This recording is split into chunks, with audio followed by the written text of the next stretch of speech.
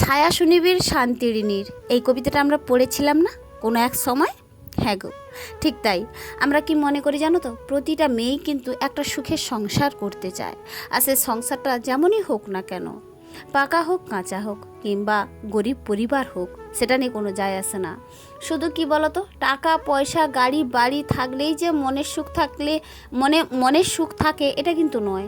আর একটা সংসার করতে গেলে কিন্তু একটা ভালো সংসারের মধ্যে পরিচালিতভাবে চলতে গেলে কিন্তু সবথেকে বড় প্রয়োজন হচ্ছে মনের সুখ।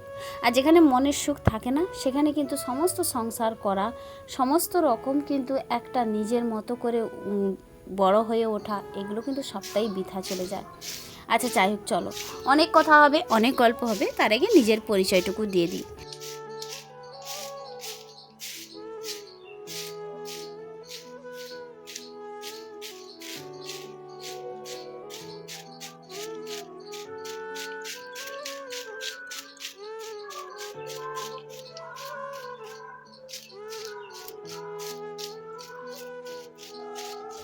রাধে রাধে, সুপ্রভাত বন্ধুরা। তোমরা সবাই কেমন আছো? আশা রাখছি ভীষণ ভালো আছো। আর আমিও কিন্তু তোমাদের ভালোবাসায় ভালো আছি। ও হ্যাঁ, তার আগে নিজে একটা ক্ষমা স্বীকার চেয়ে নিচ্ছি। আসলে কি জানো তো, পরপর কয়েকটা দিন কোনোরকমভাবে ভিডিও দিতে পারিনি। আর ওই ভিডিওটা ছিল প্রায় 2-3 দিন আগে তৈরি করা, তবে আজকে কিন্তু ভয়েস ওভার দিয়ে আমি ভিডিওটা পুরো কমপ্লিট করতে পারলাম। তো সবার মূলে আমার সমস্যাটা হয়েছিল কি জানো তো, এই যে ঘর বাড়িগুলো পরিষ্কার পরিচ্ছন্ন, ঘাস পাতালিগুলো পরিষ্কার করেছিলাম, তারপরে মনের না মানসিকতাটা ঠিক ছিল না, ভিডিও তৈরি করারও মানসিকতা ছিল না, তার সঙ্গে সঙ্গে ছিল না কিন্তু আমার কিন্তু সময়। আর এই সমস্ত কিছু মিলিয়ে কিন্তু কয়েকটা দিন ভিডিও দিতে পারছিলাম না। তো বন্ধুরা, আমার এমজে অধিকারী ফ্যামিলি ব্লগে তোমাদের সকলকে জানাই অনেক অনেক স্বাগত এবং অনেক অনেক ভালোবাসা। আর আজকের আশা রাখছি ভিডিওটা তোমাদের একটু হলেও ভালো লাগবে। আর যদিও ভালো লেগে যায় কোনো অজান্তেও, তাহলে একটা লাইক এবং একটা কমেন্ট করে এই যে ছোট্ট পরিবারে এসে মিষ্টি সদস্য হওয়ার অনুরোধটা সবার প্রথম জানিয়ে রাখলাম। চলো, ওইদিকে সকালবেলা ঘুম থেকে উঠেই আমার বাড়ির সামনে যেটুকুনি ঘাস ছিল দেখতে পেয়েছিলে না, ওই ঘাসগুলো একটু পরিষ্কার করে নিয়েছি। তো দেখো, ঘর বাড়ি যেমনই হোক না কেন, নিজে একটু পরিষ্কার পরিচ্ছন্ন রাখতে হবে। তারপরে তো একেই পুজো, বুঝতেই পারছো, তো সমস্ত রকম জায়গাগুলো একটু পরিষ্কার পরিপাটি করতে হবে। তারপরে তো চলেই আসছে আমাদের শীতকাল, শীতের সিজন তো চলেই আসছে। বাড়ি ঘর ধরে একটু রোদ লাগলে না আমাদের বসা হাঁটাচলা করতে সব থেকে বড় আমাদের উপকার হবে। আচ্ছা, ওইদিকে কিন্তু ভালো করে ঘাসগুলো বাস পরিষ্কার করে ঝাঁট দিয়ে আমি ঝাঁটাটা ওইদিকে ধুয়ে নিয়ে এসে দেখলাম জল ছেড়ে দিয়েছে। তাই এক বালতি জল ভরে নিচ্ছি, কারণ কি এক বালতি জল হলেই কিন্তু আমার রান্নার কাজে যথেষ্ট। আমরা কিন্তু এই সাবমার্সিবলের জল একদম খাই না, ওখান থেকে কল থেকেই কিন্তু বরমশাই আমাকে প্রত্যেক দিন জল এনে দেয়। আর সেটা আমরা প্রত্যেকটা ব্লগেই কিন্তু বলে থাকি। আর আমার যারা ডেলি ব্লগ দেখো, তো তোমরা সবাই জানো এই কাজটা আমার বরমশাই খুব ভালো করে দেয়, সেই সকাল বলো আর বিকেল বলো। সে যাই হোক, চলো, ওইদিকে জলটাও ধরে নিয়েছি। এখন দেখো, আমি এই ছোট্ট ঘরটাতে চলে এসেছি, একটু ঝাড়ামোছা করে নেব। দেখো, মহালয় তো চলেই গেল, মহালয়ের পরের দিন কিন্তু এই সমস্ত রকম কাজবারগুলো সেরে নিয়েছি। দেখো, একটু একটু করে যদি না সেরে নিতে পারি, তাহলেও বা পুজো তো আমরা একদম চলে এসেছি দোরগোড়ায়, তাই একটু একটু করে এঘর ও ঘরগুলো একটু পরিষ্কার করে নিচ্ছি। তাই ভাবলাম আমার যে বেডরুমটা, ওটাতে আমি প্রায় দিনই আমি পরিষ্কার পরিচ্ছন্ন করি, তোমরা দেখতেই পাও।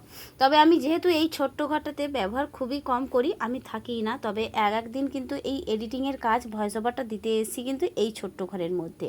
তো এই কারণে এই ঘরটা বিশেষ কিছু ব্যবহার না হওয়ার কারণে কিন্তু অকেজো বলতে পারো। তাই দেখো, অনেকদিন ছাড়াই কিন্তু পরিষ্কার পরিপাটি করতে হয়।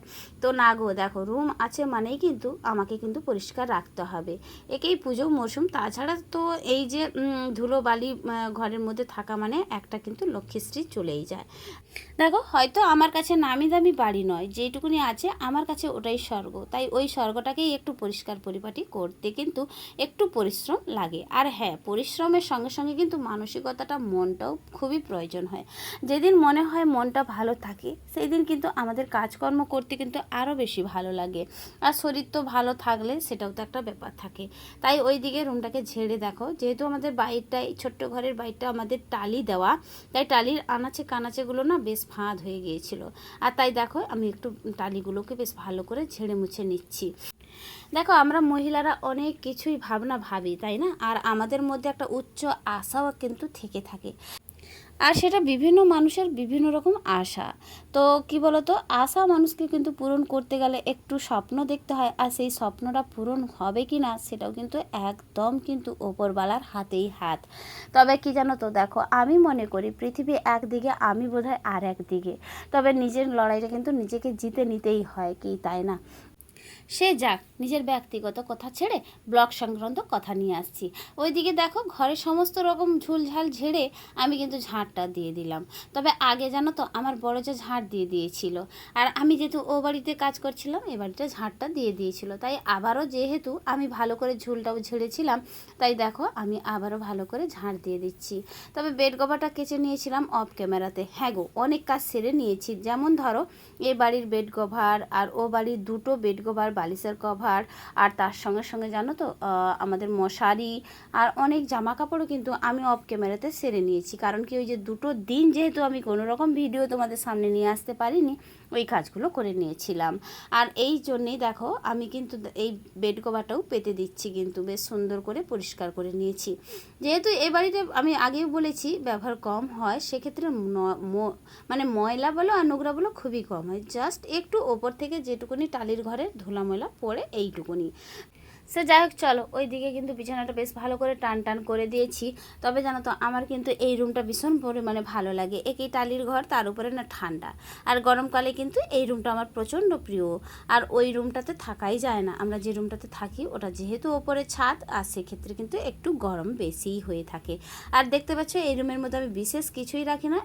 রাখার মধ্যে ওই যে একটা তক্তপোষ আর আছে আমার সাইকেল, আর হ্যাঁ একটা সাইডে আমি মিট কেসের মতো আছে, এইটুকুনি জাস্ট, এর বেশি আমি কিছু রাখিও না। আচ্ছা চলো, চান টান সেরে নিয়েছি, তো চান টান সেরে এখন দেখো পুজোটা করবো। যেহেতু বাসি ফুল, বাসি তুলসী সমস্ত রকম কিন্তু আমি জলে ফেলে নতুন করে আমি কিন্তু ঠাকুর সাজাবো। আর ওই ক্ষেত্রে গিয়ে দেখো যে আগের দিনে যে পুজো করেছিলাম ফুল তুলসী সমস্ত রকম আমি নিয়ে নিচ্ছি, সেটাকে ভালো করে ধুয়ে মুছে আবারও নতুন করে পুজো করব। তো চলো বন্ধুরা, ওইদিকে পুজো টুজো সেরে নিয়েছি, আর এইদিকে দেখো চা খেতে বসে পড়েছি। তবে আজকে আর শরবত খেলাম না, জানো তো, শরবতটা কালকে রাত্রে ভেজানোর মনেই ছিল না, তাই শরবতটা খাওয়া হয়নি। তাই চা নিয়েছি, আর দেখো কতগুলো শুংছোলা আমি নিয়েছি। তবে এই শুংছোলাগুলো খেলে শরীরের পক্ষে প্রচণ্ড পরিমাণে উপকারিতা। আর ওইদিকে দেখো বড় যা আর আমি দুজনে মিলে বসে পড়েছি চা এবং মুড়ি নিয়ে, আর কাঁচা ছোলা, শশা, আর তার সঙ্গে সঙ্গে দেখো দুধ চা নিয়ে বসে পড়েছি। ভিডিওর এরপর যে এসে তোমাদের আগের দিনের কমেন্টের উত্তরগুলো একটু দিয়ে দিই।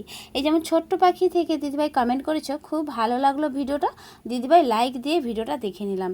অসংখ্য অসংখ্য ধন্যবাদ দিদিভাই, এইভাবে পাশে থেকেও সারাটা জীবন। কমেন্ট করেছিল কাজল অঙ্কিতা লাইফস্টাইল, তুমি বলেছো খুব ভালো লাগলো দিদিভাই, এখন চারিদিকে শুধু বৃষ্টি হচ্ছে, ভিডিওটি খুব ভালো লাগলো, পাশে থেকে অনেক ভালোবাসা রইলো। আর তোমারও তরফ থেকে, আমার তরফ থেকে তোমার প্রতি থাকলো অনেক অনেক ভালোবাসা। আর ভিডিওগুলো আমিও দেখি তোমার, ভীষণ পরিমাণে আমারও ভালো লাগবে। আর হ্যাঁ গো, তুমি যাবে, আমি যে ফোনটা থেকে তোমাকে আমি কমেন্ট করি, ওটা হচ্ছে আমার আরও একটা আইডি, তবে ওখানে আমার প্রোফাইল পাবে না, আমার প্রোফাইলের নাম MJ অধিকারী ফ্যামিলি। তবে আমি যেখান থেকে তোমাকে কমেন্ট করি ওটা হচ্ছে মানসী অধিকারী থেকে। সে যাই হোক, চলো অসংখ্য অসংখ্য ধন্যবাদ এইভাবে পাশে থাকার জন্য। কমেন্ট করেছিল সোমা দিদি ভাই, তোমাকেও জানাই অনেক অনেক ধন্যবাদ, এইভাবে পাশে থেকো সারাটা জীবন।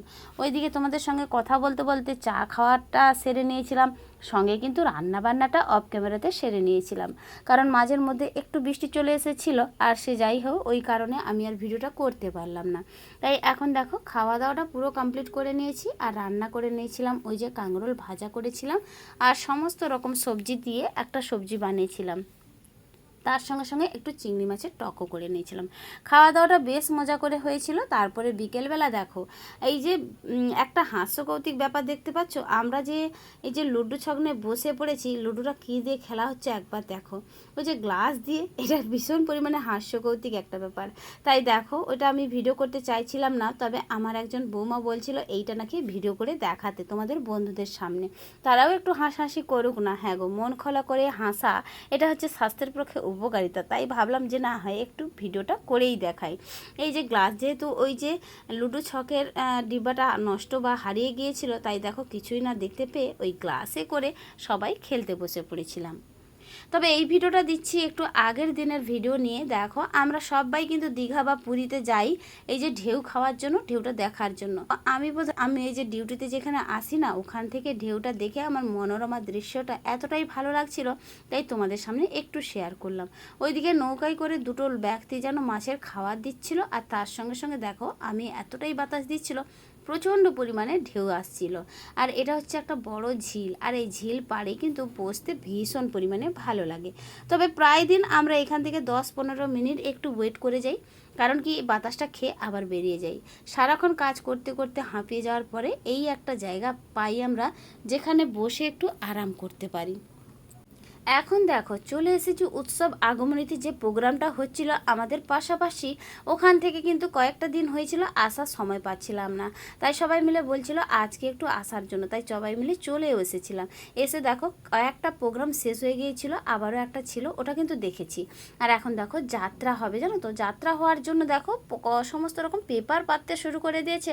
আর ওইদিকে দুটো পুচকু মেয়ে দেখো অবস্থাটা দেখো, ভীষণ পরিমাণে নাচানাচি করছে, কারণ কি ওইদিকে বক্স চলছিল তো, আর এই কারণেই আর কি। তাই দেখো সবাই মিলে চলে এসেছিলাম ফুচকাটা খাবো বলে। তাই ফুচকাটা খাওয়ার জন্য আগে সববার প্রথম দুটো ফুচকুকে খাওয়ার জন্য আমি বলেছিলাম, তারপরেই কিন্তু আমরা প্রত্যেকে খেয়ে নেব। কারণ কি ফুচকাটা কিন্তু প্রচণ্ড পরিমাণে বড় বড় ছিল, ওরা খেতে একটু অসুবিধে হবে বলে তাই আমরা সাইড থেকে ওদেরকে একটু হেল্প করে দিচ্ছিলাম। তারপরে ওদের খাওয়া হয়ে গেলেই তারপরে আমরা খেয়ে নেব।